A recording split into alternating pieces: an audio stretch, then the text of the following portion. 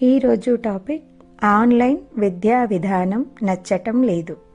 సమస్య: అయ్యా, ఈ మధ్య వివిధ కారణాల వలన చిన్న పెద్ద తేడా లేకుండా ఆన్లైన్లో తరగతులు నిర్వహిస్తున్నారు.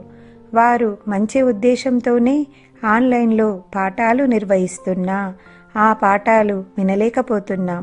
ఎంతసేపు ఆ స్క్రీన్ ముందు కూర్చొని ఉండడం వల్ల తలనొప్పి, కంటి నొప్పి వచ్చి ఏకాగ్రత నశిస్తుంది. ఇవన్నీ ఒక ఎత్తు అనుకుంటే, మాలో కొందరి దగ్గర ల్యాప్టాప్స్ మరియు స్మార్ట్ ఫోన్స్ లేవు. మా ఇంటి పెద్దల దగ్గర మాత్రమే స్మార్ట్ ఫోన్ ఉంది. కానీ వారు పనికి వెళ్ళిన సమయంలో నాకు ఫోన్ అందుబాటులో ఉండదు. కేవలం రాత్రివేళ ఇంటికి తిరిగి వచ్చిన తర్వాత మాత్రమే నాకు స్మార్ట్ ఫోన్ అందుబాటులోకి వస్తుంది. దీని వలన ఆ చెప్పే పాఠాలన్నీ కూడా వినే పరిస్థితి లేదు. నేనెలా చదువుకోవాలి? నా సమస్యకు పరిష్కారం చూపించండి. వివరణ: పాఠాలు బోధించే శాలలు కాబట్టి పాఠశాలలు అన్నాం. పూర్వం గురుకులాలలో ప్రకృతి ఒడిలో కూర్చోబెట్టి విద్యార్థులకు బోధించేవారు. నిదానంగా ఆ గురుకులాలు, గురువులు, చదువులు, ప్రకృతి పులకరింతలు అన్నీ మాయమయ్యాయి. ప్రస్తుతం ఎక్కడ చూసినా సాంకేతికకు పెద్దపీట వేసేసి బోధించే గురువు కంటే కూడా టెక్నాలజీకే ఎక్కువ ప్రాధాన్యత ఇస్తున్నారు. మనం అందరం చూస్తూనే ఉన్నాం. అయితే కాలానుగుణంగా మారిపోతున్న విద్యా విధానం వలన అతి సులభ రీతులలో బోధన గరిపే సామర్థ్యం ఉందేమో కానీ అవి విద్యార్థులపై ఎలాంటి సత్ప్రభావం కలిగించేవిగా కాలేకపోతున్నాయి. కారణం పాఠశాల, తరగతి గది, టీచర్, విద్యార్థులతో పని లేకుండా వారి మధ్య పరస్పర సంబంధ, సంభాషణ, సద్విచారములు లేకుండడమే. ఎన్ని చెప్పుకున్నా, ఎంత సాంకేతికతను ఉపయోగించే సత్తా, సామర్థ్యం మనకు ఉన్నా పిల్లలకు దానికంటే కూడా ప్రత్యక్ష బోధనా పద్ధతి మాత్రమే ఎక్కువ ప్రభావితం చేస్తుంది. ఆ రోజైనా ఏ రోజైనా మన పిల్లలకు ప్రత్యక్ష విద్యా బోధన మాత్రమే సర్వశ్రేయస్కరము అని గుర్తించాలి. పిల్లలు ఈ మధ్యకాలంలో ప్రపంచవ్యాప్తంగా అన్ని దేశాలను పట్టి కబలిస్తున్న కరోనా మహమ్మారి గురించి వినే ఉంటారు కదా. ఆ మహమ్మారి చేసిన విధ్వంసానికి ప్రపంచవ్యాప్తంగా సుమారు 1 కోటి మంది ప్రభావితం అయ్యారు. అందులోనూ మన దేశంలో మనము పుట్టిన దగ్గర నుండి ఇప్పటిదాకా చూడని ఎన్నో సంఘటనలు చోటు చేసుకున్నాయి. అందులో నెలల తరబడి విద్యా సంస్థలన్నీ మూసివేయడం ఒకటి. తరగతులు జరగడం అటుంచి పరీక్షలు సహితం నిర్వహించలేని దుస్థితిలోకి నెట్టివేయబడ్డాం. అప్పుడేం చేయాలి? అలాంటి పరిస్థితులలో ఎవరైనా ఎలా పాఠశాలలు నిర్వహిస్తారు? ముందు ఇలాంటి అత్యవసర పరిస్థితి ఎప్పుడూ చూడలేదు. మరి పిల్లలకు ఎప్పుడు విద్యాబుద్ధులు నేర్పేది? అలాంటి పరిస్థితుల్లో సాంకేతికతను అందిపుచ్చుకొని అంతర్జాలం సాయంతో ఇంట్లో ఉన్న పిల్లలను పాఠశాల తరగతి గదిలో ఉన్న టీచరుతో అనుసంధానించడమే ఒక ప్రత్యామ్నాయ మార్గం అయ్యింది. నిజానికి అంత క్లిష్ట సమయంలో ఇలాంటి తరగతులు కూడా నిర్వహించవచ్చు అన్న ఆలోచన గొప్పది. అది వాళ్ళ నిబద్ధతని తెలియచేస్తుంది. అంతేకాక పరిస్థితులు ఊహించలేనంతగా మారిపోయాయి. కాబట్టి ఎవరికి ఏ విషయానికి, ఏ సమస్యకి ఎటువంటి పరిష్కారం ఆలోచించే పరిస్థితి లేదు. మీరు నిజాయితీగా ఆలోచిస్తే మీ ముందున్న సమస్యలు మరీ అంత కష్టమైనవేమీ కాదు. ఇప్పటి కాలం పిల్లలు పాఠశాల లేదా కళాశాల లేనప్పుడు కాలక్షేపానికి మొదట ఆశ్రయించేది స్మార్ట్ ఫోన్నే కదా. పిన్న పెద్ద తేడా లేకుండా గంటల తరబడి అందరూ అంటుకొని కూర్చునేది ఫోన్కి మాత్రమే అన్న సత్యం మనం గుర్తుంచుకోవాలి. గంటల తరబడి సామాజిక మాధ్యమాలలో కాలక్షేపం మరియు రోజుల తరబడి మీరు ఆడే వీడియో గేమ్స్ మిమ్మల్ని ఏ విధంగా ఇబ్బంది పెట్టనప్పుడు కేవలం కొన్ని గంటలు ఉండే ఆన్లైన్ క్లాసెస్ మిమ్మల్ని ఎందుకు ఇబ్బంది పెడుతున్నాయి? మిమ్మల్ని మీరే ప్రశ్నించుకోండి. నిజానికి మీకు చదువు మీద లేక పాఠాల మీద అంత ఆసక్తి లేకపోవడం వలన మీకు ఇలాంటి చిన్న చిన్న ఇబ్బందులు తలెత్తవచ్చు.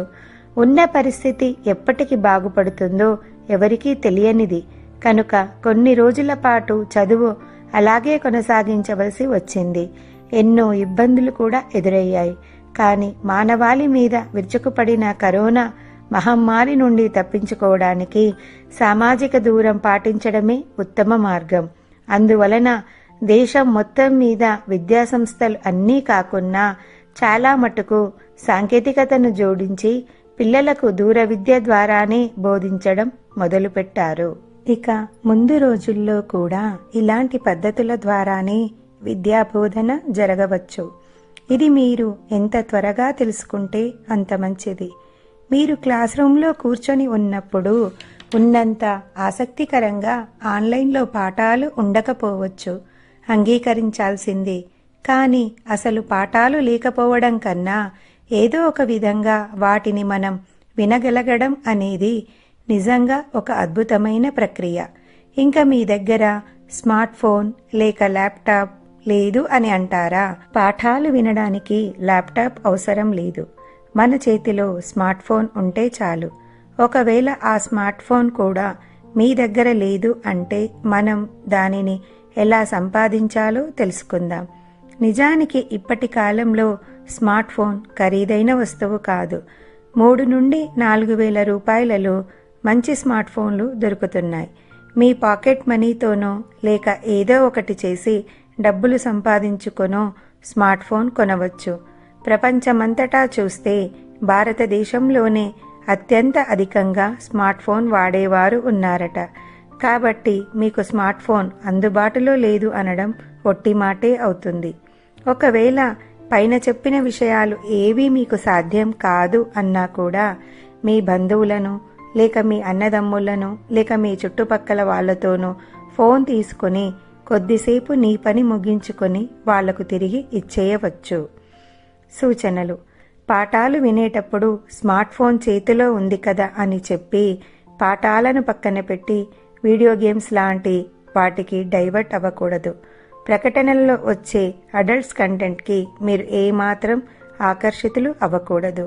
మీకు స్మార్ట్ ఫోన్ ద్వారా పాఠాలు వినడం ముగిసిన తర్వాత ఒక 10 నిమిషాలు కళ్ళు మూసుకొని ధ్యానం చేయడం లేక నిద్రపోవడం చేస్తే మంచిది. స్మార్ట్ ఫోన్ చేతిలో కాకుండా దానిని మీ కంటి చూపుకు సమానమైన ఎత్తులో అమర్చి 1 అడుగు దూరంలో పెట్టి వీడియో క్లాసెస్ వినాలి. వీలైతే ఆన్లైన్లో బోధన జరిగేటప్పుడు ఇంట్లో పెద్దలు ఎవరో ఒకరు పిల్లలతో ఉండడం శ్రేయస్కరం. మన దృష్టి ఆన్లైనా లేక ఆఫ్లైనా వీటి మీది కంటే కూడా inline with life and learning మీద ఉంటే మంచిది. ఇప్పుడు ప్రపంచమంతా ఆన్లైన్లోనే ఉందంటే అతిశయోక్తి కాదు.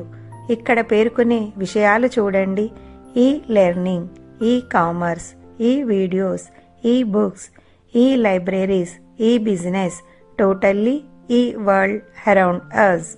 సూచనలు: బ్లూ లైట్ ఫిల్టర్ యాప్స్ని వాడి మన కంటిని కాపాడుకోవచ్చు.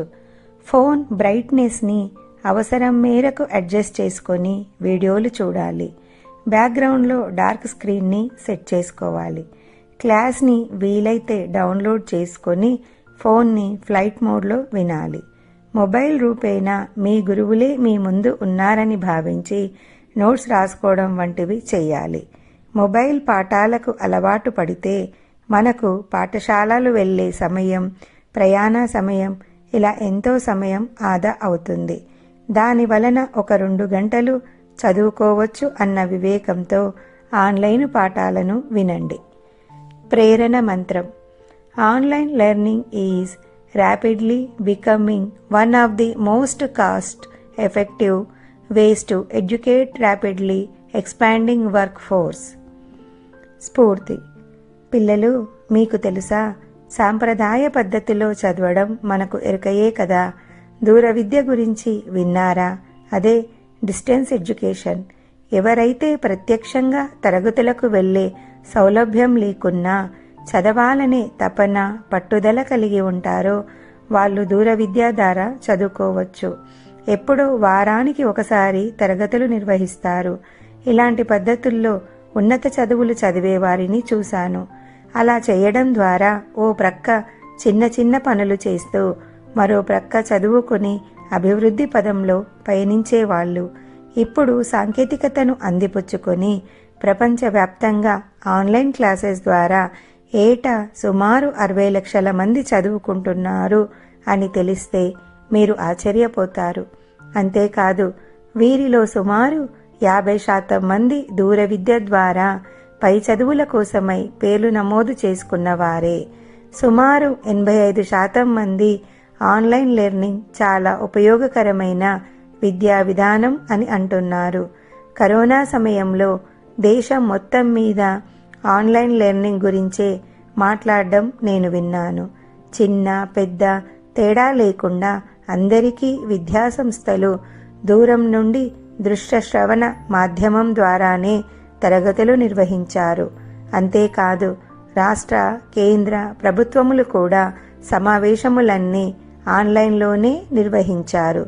సుమారు 1 సంవత్సరం పాటుగా ఎక్కడా సామూహికమైన కార్యక్రమాలు జరగలేదు అంటే అతిశయోక్తి కాదు. మునుముందు కూడా ఇలాంటి పద్ధతుల్లోనే విద్యా విధానం జరగవచ్చేమో. కాకపోతే సాంకేతికతను ఇంకా ఉపయోగించి విర్చువల్ క్లాస్ రూమ్స్ని మీ ముందుకు రావచ్చు. కాబట్టి కొత్త సాంకేతికతను అయిష్టంగా దూరం చేయాలనుకోవడం మానుకొని నేర్చుకోవాలన్న కుతూహలంతో ముందడుగు వేయండి. ప్రతి విషయం నేర్పును తప్పక ఒకటి.